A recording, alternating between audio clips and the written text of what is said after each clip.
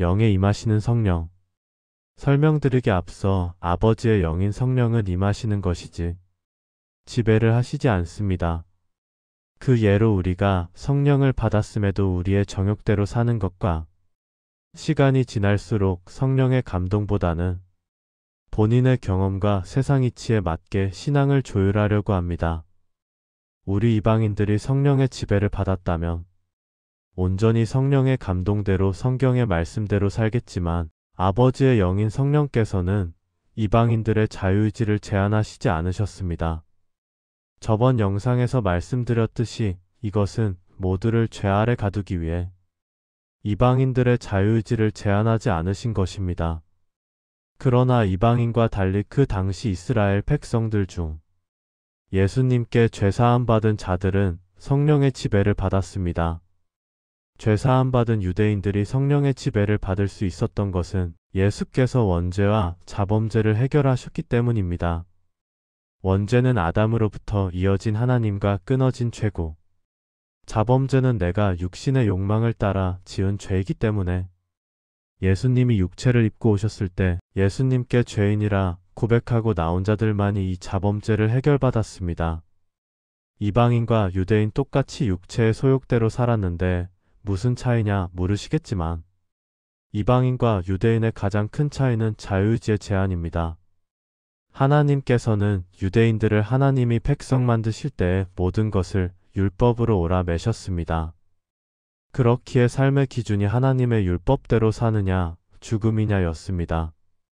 이들의 삶은 하나님 외에는 죽음이라는 두 가지 기준밖에 없었습니다. 그렇기 때문에 예수님을 믿은 유대인들은 예수님의 죄사함을 받고 영과 혼 둘 다 해결을 받았기에 죄 아래서 벗어난 것입니다.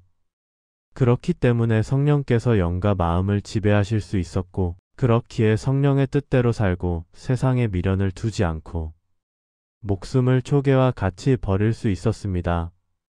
그러나 우리 이방인은 다릅니다.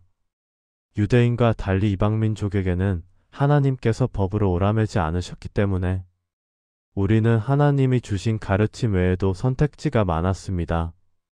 그래서 예수님을 믿고 성령으로 영이 해결받았더라도 마음은 자유의지에 따라 행동하기에 온전하지 못합니다. 따라서 영이 해결받았어도 마음이 죄악 가운데 있어 성령의 지배를 받지 못하는 것입니다. 지배가 아닌 감동으로 이끄시는 성령. 성령의 지배를 받지 못하는 이방인들에게 성령께서는 머리에 임하여 우리를 감동으로 이끄셨습니다. 세상에 속해 있는 우리의 마음은 하나님의 거룩한 영을 모실 수 없습니다. 만약 하나님의 거룩하신 영인 성령이 우리 마음에 오신다면 우리는 우리의 자유의지가 선택한 마음의 죄악 때문에 심판당해 죽임을 당하게 될 것입니다. 우리의 영에 대한 문제는 예수님께서 피 흘리실 때 마귀 발 아래 있는 우리의 하나님과 끊어졌던 영을 회복하셨기 때문에 우리의 영에 대고 하나님의 영인 성령을 보내 감동을 주어 말씀하신 것입니다.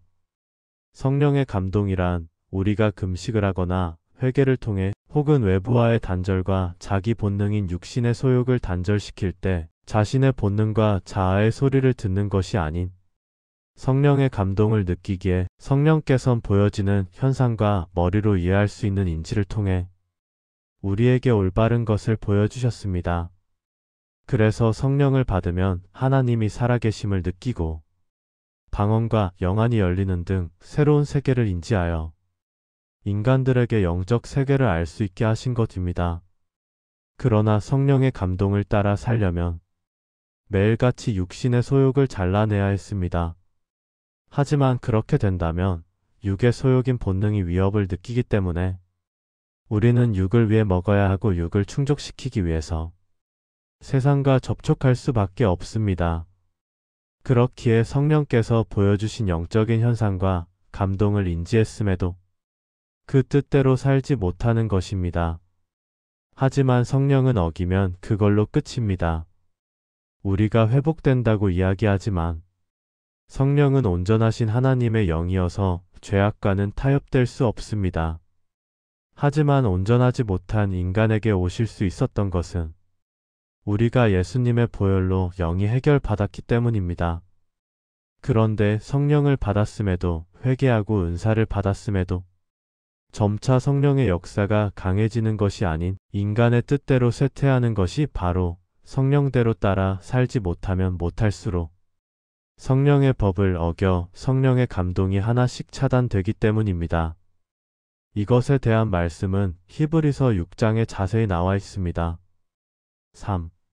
하나님께서 허락하시면 우리가 이것을 하리라. 4. 한번 빛을 받고 하늘의 은사를 맛보고 성령에 참여한 바 되고 5.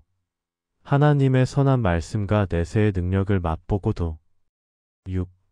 타락한 자들은 다시 새롭게 하여 회개하게 할 수 없나니 이는 그들이 하나님의 아들을 다시 십자가에 못 박아 드러내놓고 욕되게 함이라. 7. 땅이 그 위에 자주 내리는 비를 흡수하여 밭 가는 자들이 쓰기에 합당한 채소를 내면 하나님께 복을 받고 8. 만일 가시와 엉겅퀴를 내면 버림을 당하고 저주함에 가까워 그 마지막은 불사름이 되리라.